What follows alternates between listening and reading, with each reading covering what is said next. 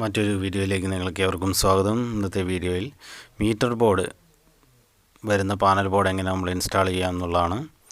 അപ്പോൾ വലിയ ബിൽഡിങ്ങുകളും കാര്യങ്ങളൊക്കെ വരുമ്പോൾ നമ്മൾ അതിൽ 3 ഫേസും അതേപോലെ സിംഗിൾ ഫേസ് കണക്ഷനൊക്കെ വേണ്ടി വരും.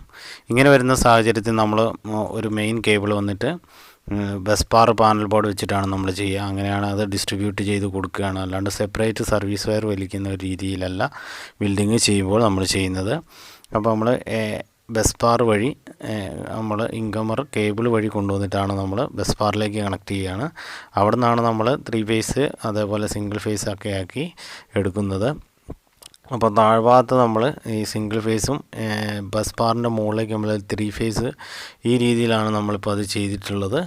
അപ്പോൾ നമുക്ക് ഈ നടുവിൽ കാണുന്നതാണ് ബസ് ബാർ എന്ന് പറയുന്നത്. KCBയുടെ കേബിൾ നേരെ നമ്മൾ ബസ് ബാറിലേക്ക് കൊടുക്കുകയാണ് ചെയ്യുന്നത്. അവിടെ നിന്ന് നമ്മൾ ഡിസ്ട്രിബ്യൂട്ട് ചെയ്തെടുക്കുകയാണ്. 3 ഫേസിന് 3 ഫേസും സിംഗിൾ ഫേസിന് സിംഗിൾ ഫേസ് ആയിട്ടും നമ്മൾ ഇത് എടുക്കുന്നത്. അപ്പോൾ നമ്മൾ ഈ മേളിലേക്ക് നോക്കിക്കഴിഞ്ഞാൽ നോക്കുക, ഇതെല്ലാം 3 ഫേസ് ആണ് വരുന്നത്. താഴ്ഭാഗത്ത് അതേപോലെ സിംഗിൾ ഫേസും വരുന്നു.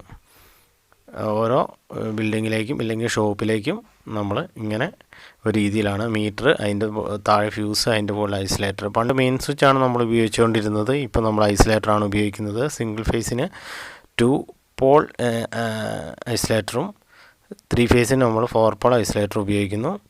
അപ്പോൾ 3 ഫേസ് എടുക്കുമ്പോൾ അതിൻ്റെ കൂടുതൽ നമ്മൾ ELCBയും കൂടി വെക്കണം, RCCB വെക്കണം എന്നുള്ളൊരു നിർബന്ധം കൂടി ഇപ്പോഴും ഉണ്ട്. അപ്പോൾ ആ രീതിയിലാണ് നമ്മൾ ചെയ്തിട്ടുള്ളത്.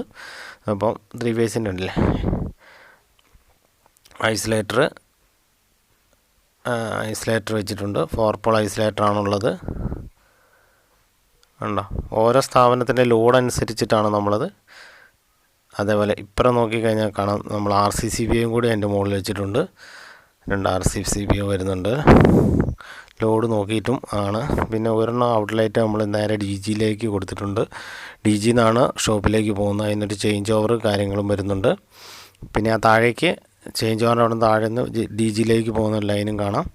അപ്പോൾ ഇതിൻ്റെ ഒരു വീഡിയോ, DG ചെയ്യുന്നതിൻ്റെ ഒരു വീഡിയോ, ചേഞ്ച് ഓവർ വെച്ച് ചെയ്യുന്നതിൻ്റെ ഒരു വീഡിയോ ഞാൻ മറ്റൊരു എപ്പിസോഡ് ചെയ്യുന്നതായിരിക്കും. അപ്പോൾ നമുക്ക് അതിൽ ഞാൻ കൂടുതലായിട്ട് ഇതിൻ്റെ കാര്യങ്ങൾ പറഞ്ഞു തരാം. അപ്പോൾ നിങ്ങൾക്ക് ഈ 3 ഫേസ് സിംഗിൾ ഫേസ് വരുന്ന പാനൽ മനസ്സിലായി എന്ന് വിചാരിക്കുന്നു. മറ്റൊരു ഉപകാരപ്രദമായ വീഡിയോയുമായിട്ട് ഞാൻ വീണ്ടും വരുന്നതായിരിക്കും. നിങ്ങൾ പവർക്കോ എന്ന ചാനൽ സബ്സ്ക്രൈബ് ചെയ്യുക, ലൈക്ക് ചെയ്യുക.